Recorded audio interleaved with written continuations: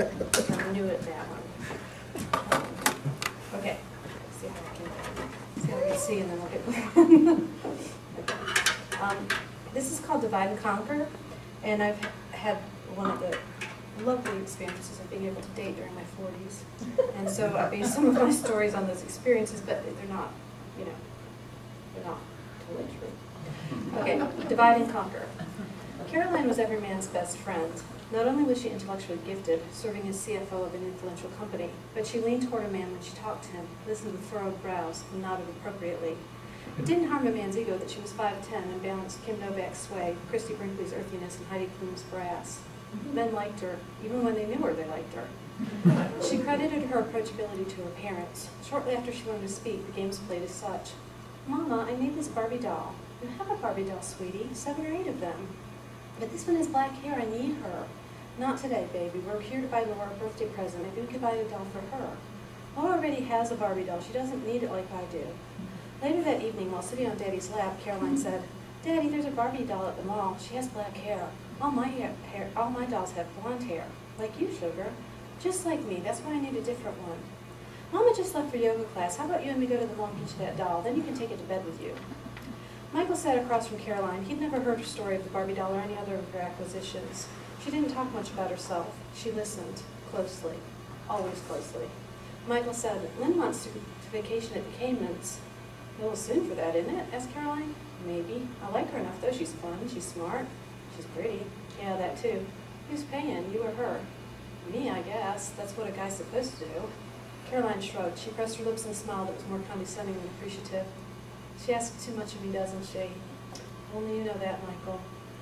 Lynn and Michael didn't go to the Cayman Islands. Lynn visited her parents in Maryland while Michael went on a ski trip with the guys. Coming home 2 days beforehand, Lynn decided to stay at his place. She'd surprise him. He'd be excited to see her car in his garage and to find fresh flowers on the dining room table. She'd even purchased some lingerie from Victoria's Secret.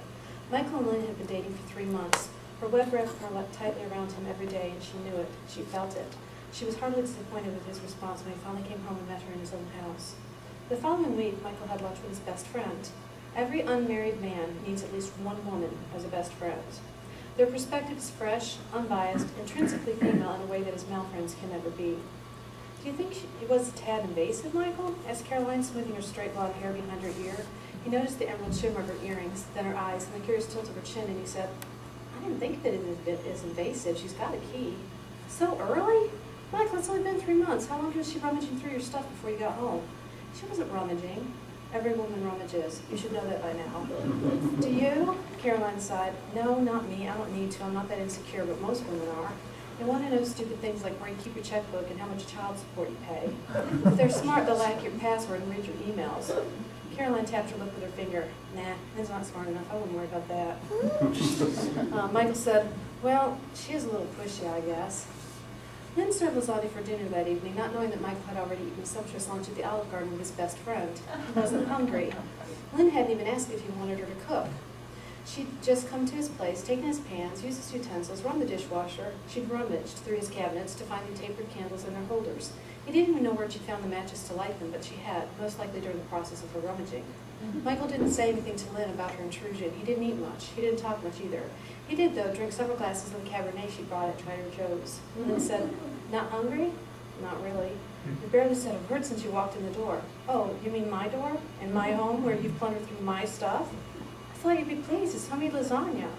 It's great. Surpassing the wine glass, Michael grabbed the bottle. Before gulping, he said, this, oh, I read better. Lynn pressed her chair away from the table, tossed her pocketbook over her shoulder, and slammed the front door as she left. Michael called Caroline. So here I am, stuck with all the dirty dishes and a briefing that needed to be done by the morning. Within 15 minutes, Caroline was at Michael's house. She propped his briefcase on the kitchen table before heading to the dining room. Start your brief, friend. I'll take care of this mess. And she did. She rinsed the dishes before stacking them in the dishwasher, wiped the table, the cabinets. She sealed the leftover lasagna with Reynolds wrapped and placed it in the fridge. Then she poured Michael another glass of Cabernet before taking his dog Moses for a walk through the backyard.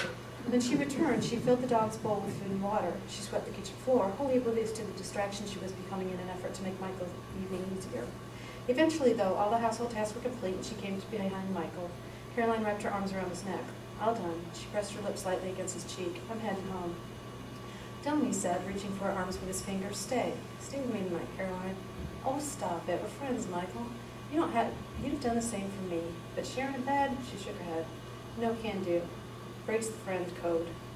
In the early morning hours, with his brief completed, his house clean, another text thanking Caroline for her help, Michael rested in his bed with his head propped in his arms. Then, as had become his habit, he turned to his side and stretched toward Lynn. She wasn't there. He was alone. Again. It seemed he'd been alone forever. He contemplated this so many times after so many relationships. Why did they always go wrong? Why did they always push the right woman away? He inhaled, held his breath a bit too long. Well, life is what it is. Someday a relationship will turn in his favor. For now, at least he had his best friend, Caroline.